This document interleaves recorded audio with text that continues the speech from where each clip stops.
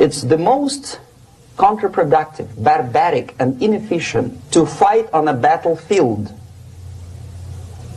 You know that war is continuation of state policy, right? So if you want successfully to implement your state policy, and you start fighting, this is the most idiotic way to do it. The highest art of warfare is not to fight at all,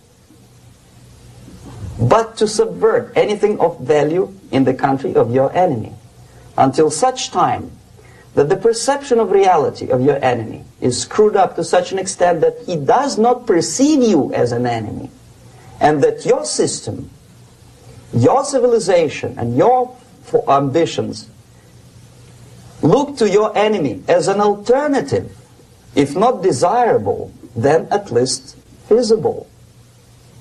Better red than dead.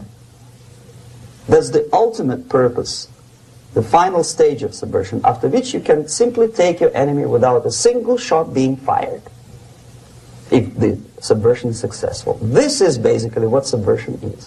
What subversion is, basically, it consists of 4 periods, time-wise. If we start from here and go this way, time, right? This is the beginning point. The first stage of subversion is the process which is called, basically, demoralization. It says for itself what it is.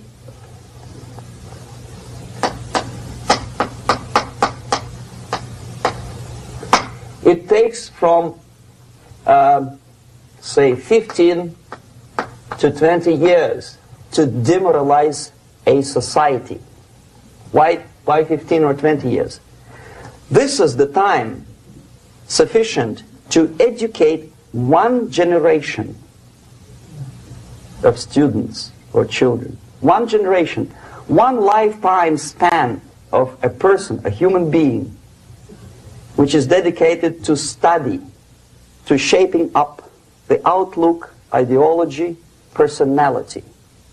No more nor less. Usually it takes from 15 to 20 years. What it includes? It includes influencing, or by various methods, infiltration, propaganda methods, direct contacts, doesn't really matter. I will describe them later. Of various areas where public opinion is formulated or shaped. Religion, educational system, social life, administration, law enforcement system, military, of course, and labor and employer relations, economy. Okay? 5 areas. I will not write them down because we will not have enough space. Sometimes when I describe all the methods, students ask me question, are you sure this is the result of the Soviet influence? Not necessarily. You see, the tactic of subversion, about which I'm talking, is similar to the martial art, the Japanese martial art. If some of you are familiar with that tactic, probably you will remember that if an enemy is bigger and heavier than yourself, it would be very painful to resist his direct strike. If a heavier person wants to strike me in the face, it would be very naive and counterproductive to stop his blow. The Chinese and Japanese judo art tells us what to do. First to avoid the strike, then to grab the fist and continue his movement in the direction where it was before, right? Until the enemy crashes in the wall. You see? So, what happens here? The target country obviously does something wrong. If it's a free democratic society, there are many different movements within the society. There are obviously, in every society, there are people who are against this society. They may be simple criminals, ideologically in disagreement with the state policy, conscientious enemies, simply psychotic personalities who are against anything. Right? And finally, there are a small group of agents of a foreign nation, bought, subverted, recruited. Right? The moment all these movements will be directed in one direction, right? This is the time to catch that movement and to continue it until the movement forces the whole society into collapse, into crisis, right? So that's exactly the martial art tactic. We don't stop an enemy. We let him go. We help him to go in the direction we want them to go. Okay? So, on the stage of demoralization, obviously there are tendencies in each society, in each country, which are going to opposite direction from the basic moral values and principles. To take advantage of these movements, to capitalize on them, is the main purpose of the originator of subversion. So we have religion, we have education, we have social life, we have power structure, we have labor relations, unions, and finally we have law and order. 1, 2, 3, 4, 5, 6. Okay? These are the areas of application of subversion. What it means exactly? In case of religion, destroy it, ridicule it, replace it with various sects, cults, which bring people's attention, faith, whether it is naive, primitive, doesn't really matter. As long as the basically accepted religious dogma is being slowly eroded and taken away from the supreme purpose of religion, to keep people in touch with the supreme being, that serves the purpose. Therefore, replace it, accepted, respected religious organizations with fake organizations. Distract people's attention from the real faith and attract them to various different faiths. Education. Distract them from learning something which is constructive, pragmatic, efficient.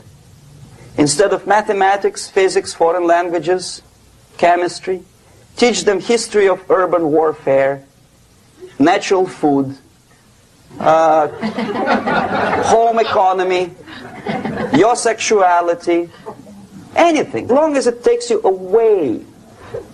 Okay? Social life. Replace traditionally established institutions and organizations with fake organizations. Take away the initiative from people. Take away the responsibility from naturally established links between individuals, group of individuals, and society at large, and replace them with artificially, bureaucratically controlled bodies. Could be stopped right here, both as an expert and as an import. And that takes one step, one very important thing to do. You don't have to expel all the KGB agents from Washington, D.C. The most difficult and at the same time the simplest answer to the subversion is to start it here and even before, by bringing back the society to religion, something that you cannot touch and eat and put on yourself, but something that rules society and makes it move and preserve it. The ideas are moving society and keeping mankind as a society of human beings, intelligent, moral agents of God. The facts, the truth, the exact knowledge may not. All the sophisticated technology and computers will not prevent society from disintegrating and eventually dying out. Have you ever met a... It's very simple. You don't have to shoot people. You don't have to aim missiles and Pershings and cruise missiles at Andropov's headquarters. You simply have to have faith and prevent subversion. In other words, not to be a victim of subversion. Don't try to be a person who in judo is trying to smash your enemy and being caught by your hand. Don't strike like that. Strike with the power of your spirit and moral superiority. If you don't have that power, it's high time to develop it. And that's the only answer. That's it.